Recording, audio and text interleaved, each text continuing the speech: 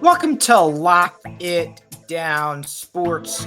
I'm your host, Locke Hoover. You can follow me on Twitter at Lock It Up Media. That's Lock It Up Media on Twitter. You can also check us out at E5280 Sports. That's E5280 Sports. And today on the show is a University of Arkansas onto something?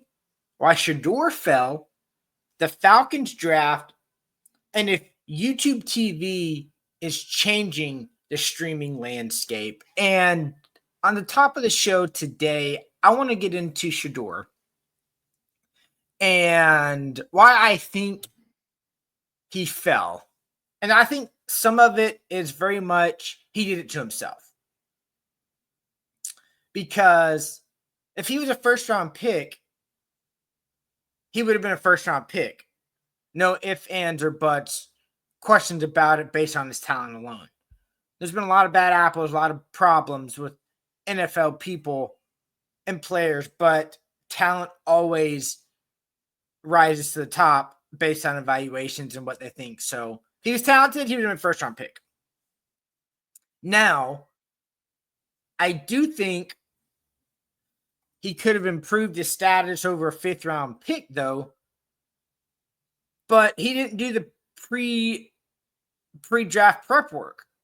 I mean, he didn't participate in the Senior Bowl. He opted out of the Shrine Game. He didn't practice. He didn't participate in the NFL Combine on-field workouts and chose not to meet with a lot of teams. Does that not scream red flag, red flag, red flag, red flag? I mean, yeah, a lot of first-round picks don't do all of that.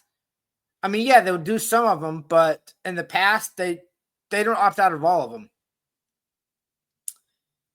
And those are surefire first-round picks. He thought he was a surefire first-round pick. Also, too, there's been a lot of reports showing up. He's shooting up to interviews unprepared, disinterested, of saying, I'm good. This team doesn't matter. This interview doesn't matter. I mean, Sanders, there's a report, a top 7 NFL team requested him to study the playbook, but he did not. Sanders instead used his time with the team to ask them questions about the team's leadership, asking their strategies for supporting him. And I can see that being a turnoff. Look, it's a job interview. Don't you want to be prepared for a job interview? I mean, yeah, you got to have questions for them, sure, like any other job interview. If I'm going in for a job interview, etc. But also, you got to be prepared, right? And see, another thing with this, if he was a top talent, none of that would have mattered, how they viewed him, because of his play on the field. See, when a bunch of evaluators don't view you as a top tier player and talent, there's things you got to do. Like show up prepared. Wait, let me see some more reps in that Senior Bowl, in that NFL Combine workout. Outside of this pro day, that's the only thing he did. So I feel like a lot of teams were like, you didn't show up prepared for your interviews. We're just going to go a different direction. I mean, you might be a tick better than this other quarterback, but based on everything we've seen, we're going to go get that other quarterback, whoever that quarterback was for them, you know? I mean, and there's been reports too that how is Shedeur Sanders going to react with not being the starter? I mean, he hadn't had a lot of adversity. He hadn't had a lot of coaching changes, as his dad's been his coach the entire time. I mean, being as a kid, in high school, in college. I mean, he hasn't had a change in coaches, a different philosophy, a different idea. Yeah, I get it. Your dad's a Hall of Famer. Sure. NFL Hall of Fame and all that. He was a star where he went. Sure. And on the football field. I get it. Yeah. But there might be something to that. I mean, and what you want to talk about something, maybe the off-field stuff, maybe the interview stuff. There's been plenty of off-field issues with players that hasn't affected them at all. Deshaun Watson, I think we know. Tyreek Hill, he's had off-field problems. Obviously, Aaron Hernandez. Yeah. All these guys are still employed, still producing at a top level. Obviously, of course, besides Aaron Hernandez, we all know the Aaron Hernandez story. But they're good, or they were good. And now, obviously, Deshaun Watson might end up being the worst contract ever by the Browns. If he can ever stay healthy again on the field, it's been a disaster. Now, Tyreek Hill, he's been great with productive player, obviously, contract and all that. Sure, fine. But they still got signed and drafted based on their talent. They can overlook the off-field stuff and what they're doing. People might want to say attitude, how he handled himself, how he carries himself. Yeah, I'm sure he's got some of that Dion syndrome, but his talent doesn't match up to how he carries himself. I mean, 2 years ago, look at Caleb Williams, the first overall pick by the Bears. Painted his fingernails different colors every college game and wrote "FU" on his knuckles before every game. You could say that's cocky, that's arrogant, that's an edge. However, there's a bunch of different terms, whatever you want to, phrase it as. He still went number one. Now the Browns, there's nothing to lose here. I mean, he's a fifth-round pick. At this point, he's a fifth-round pick. If he plays well, great. You got a steal in the fifth round. If you like the other quarterback class coming up in 2026 and Shedeur's played okay or well, or he's looked good, maybe you trade him for a second, third, fourth round pick, whatever it is, and you get a round better, at minimum round better than what you drafted him as last year to be a backup quarterback, developmental guy, whatever. So that's a win there for the Browns. There's no downside at this point from the Cleveland Browns perspective from drafting Shedeur. Do they need a quarterback? Do they need a young quarterback? Yeah, they do. They drafted two of them. Dylan Gabriel, whatever his name is, Dylan Gabriel out of Oregon. And then, of course, Shedeur Sanders in the fifth. So they got two in this draft on top of Band-Aids, bridge guys, and Joe Flacco a year, Kenny Pickett a year as well, because they didn't extend Kenny Pickett's fifth-year option. So Kenny Pickett's going to be free agent. Joe Flacco's not getting any younger. He's going to be free agent. So next year, that's going to leave Shedeur, Dylan, and then do they draft a quarterback? That's an option. If they don't see what they like from Shedeur, and they got two draft picks. They're going to have two first rounders because of the Travis Hunter trade. So it's there. I mean, it's all upside for the Browns. Now, there's reports. I don't know how accurate, but he's already in Cleveland working out, getting ready. Which is great. for Cleveland. But why wasn't some of this urgency, some of this importance done before the draft? He might not have been a 5th round pick. It might have been a 3rd, a 2nd round pick if he maybe handled his business before pre-draft as opposed to post-draft. I mean, overall, you know what wins? Talent. Talent will always win, especially in the NFL, regardless of your baggage or your perceived baggage or whatever else, off-field issues, maybe not issues for some. It doesn't matter. So we're gonna obviously it's a seed. No, he's a 5th round pick. That's what he is. He might be a lot better than this talent, but he's a 5th round pick. And talking about picks, I'm a big fan of the picks from the Atlanta Falcons in the draft.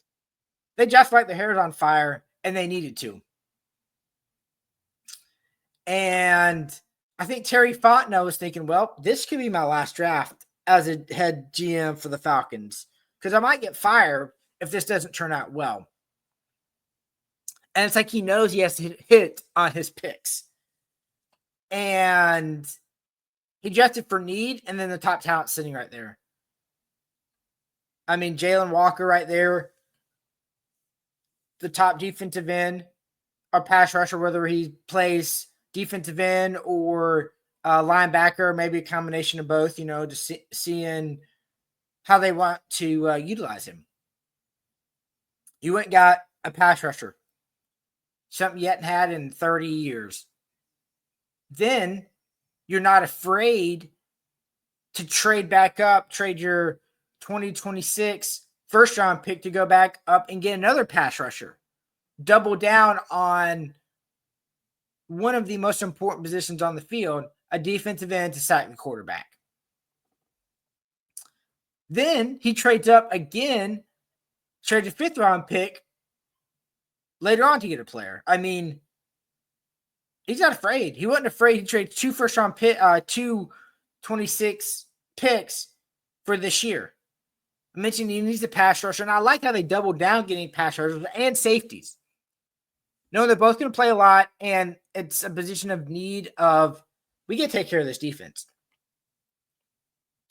Now, it's one of those, who knows where they really were on the board, but of their overall big board, but it was kind of grading out the defensive big board, really, it felt like. And that's important because that's what they needed. Interesting too. I mean, draft grades are going to be all over from different people. Some give them an A, some give them a B, some it's the board's all over from all kinds of publications and that sort of thing. But look, one of the publications are more, he's more of a, he's a lot of analytical stuff. And he said the Falcons are the best draft.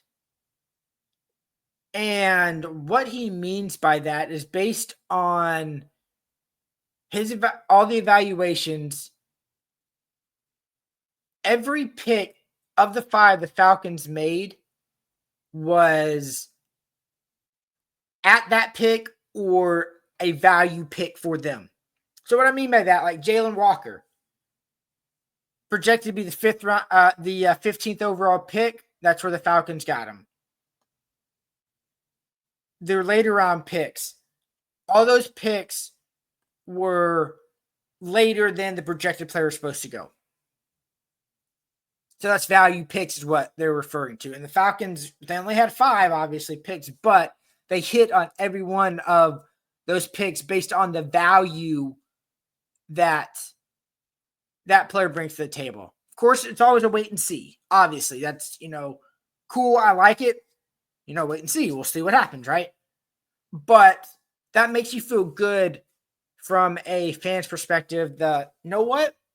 This Falcons team actually did something well, at least on paper. So, of course, we'll wait and see, but I like the Falcons draft. They took care of what they needed. And yes, they need some alignment too, but early evaluations, the next year's draft is supposed to be stacked with O linemen. So you're always evaluating, looking at this year's class compared to last year's class. I mean, the next year's class. So, know what? This class is a lot deeper than we project for next year's class. So, let's get X player now. So, I like it. Good overall plan. And now it's the players going out to execute what has to be done. Now, I think this also has to be done. And that's Arkansas hired an attorney to go after Madden Liolave for his NIL contract buyout. So, obviously, the Olave's brothers transferred to UCLA. Of course, Nico going to leaving Tennessee to go to UCLA. His brother at Arkansas now transferred to UCLA as well. So, what Arkansas is doing is the Arkansas NIL Collective is suing Madden for not fulfilling all of his contract that he owes money back to Arkansas. So they're saying basically he broke his contract, his NIL contract with the Arkansas Collective. I think this is a big important ruling for the NCAA and for NIL and collectives. And I think they have a good chance, Arkansas has a good chance of potentially winning this, because the NCAA has lost pretty much everything regarding NIL, anything basically, the last handful of years. They've lost everything. So where the player has gotten everything they've asked for when it comes to being paid, etc. Well, this is a head-to-head, getting paid to being paid back, going up against the NCAA. Or maybe it's just, so there's a lot to this.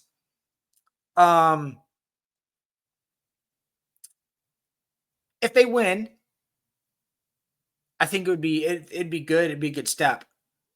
How does this change how any of NIL collectives and universities could start structuring their deals? To me, maybe like how college coaches' contracts are. If a college coach gets fired and then another school hires them, that school pays, the buyout difference. If it's a $15 million buyout or whatever, and he signs for $2 million, there's some of that money that gets offset. If they get right back into coaching and don't sit out their $15 million buyout or whatever. Why can't schools and NIL collectives start doing basically the exact same thing? Could be, say, where a school pays the other school the difference of the NIL deal for how many ever years the NIL contract is. So you sign a 2-year $1 million NIL deal. You leave after a year and you go to, we'll just say Colorado. Colorado has to pay the other $500,000 in NIL to Tennessee, to Florida, to Georgia, to, fill in the blank. I'd love that. That'd be great. I would probably lower the NIL offers. Maybe. But the only interesting thing about this is, this won't punish the kid for leaving. So maybe you get the kids and the school to split the money owed to the school that they leave. That exact same thing. You got that $1 million. You leave after a year. The kid pays back $250,000. The school pays $250,000. That split money, or like I said, you just keep it with the schools. and maybe the NIL money then goes down because it doesn't matter at this point. It doesn't matter the school and who you are. Kids are leaving. I mean, yeah, there's always going to be a disproportion of NIL money to spend for different schools, but maybe it is a holdup or you know what? Let's pump the brakes on giving this kid out of high school $4 million because we don't know if he's going to be at our school next year. It's $2 million, and maybe it's less, and then we have more money to go spend in the portal, etc. I think, this lawsuit, depending on how it all shakes out, I think could have big implications on how NIL looks in the future, and could potentially, hopefully, fingers crossed, be a positive step going forward to start getting NIL under control. Now, I saw this recently, and I thought this was a pretty cool idea and concept that YouTube TV is going to start doing. I don't know if they've rolled it out yet, but it's a build your own watching experience. And what I mean by that is you'll be able to custom what you want to watch. As in, from my understanding, this little I've seen is pick your channels. Really, I think a very cool concept, but does it change the price? I don't know. I mean, what if does that mean you get any channel or only the channels that the YouTube streaming service can get? Would you say, hey, I want FanDuel Sports to be part of this YouTube TV package of channels that I want, even though they currently don't have a deal with FanDuel Sports to get that channel. That was one thing why we really left YouTube TV. We liked it. It just they didn't get FanDuel Sports, or at the time Bally Sports, Fox Sports, that whole name change the last few years because of the buying, the selling out of the company. But it's an interesting idea, and I think it's where streaming is heading. But once again, it's going to come down to the price of what streaming service is capable of getting. So on this, just for example, like in my a la carte, pick my channels, can I be like, know what? I want HBO, Showtime, and Max. And let me say, I don't want CNN, MSNBC, Food Network. Let's just do it. I just threw out 3 random channels, 3 for 3 swap. Typically HBO, Max, Showtime, Cinemax are all, additional add-on channels that, cost more in the package, as opposed to just the group of 30, 40, 50, 60 channels that you get with, these streaming packages now. Would it be, is it, what? Here's 40 channels, whatever 40 you want for one price. Here's 50, you want 50 channels. Here's 50 channels for one price. As opposed, you pick your channels. That'd be pretty cool. You pick your channels. It doesn't matter what 40 you pick. It's this price. 50, you want 50 channels? Okay, that's fine. Whatever 50 you want, but it's a little bump, a bump in price. As opposed to obviously what they are on now of, different prices. Here's your channels. We get some networks we don't, based on our network agreements, like FanDuel, and some don't get Warner Brothers networks. So it's a very I guess, fluid situation, you would say. And I guess it's a cool concept. And I think that's where all these streaming services are going. Because I don't watch a ton of channels. I watch my handful of channels that I like, and that's it. But it's I'm interested to see what this looks like on a YouTube TV streaming platform and what it will look like going forward for these streaming platforms, because the a la carte, it's coming. I really see that it's coming. It's just when and price and how it gets into the market. So that'll be a fun thing to watch over the next few years with the streaming services. They only continue to get more competitive back and forth. As always, you can follow me on Twitter at Lock It Up Media. That's Lock It Up Media on X. I'm Locke Hoover. You've been listening to Lock It Down Sports at E5280 Sports. I know that was a tongue twister. I'll talk to you next week. Have a good day.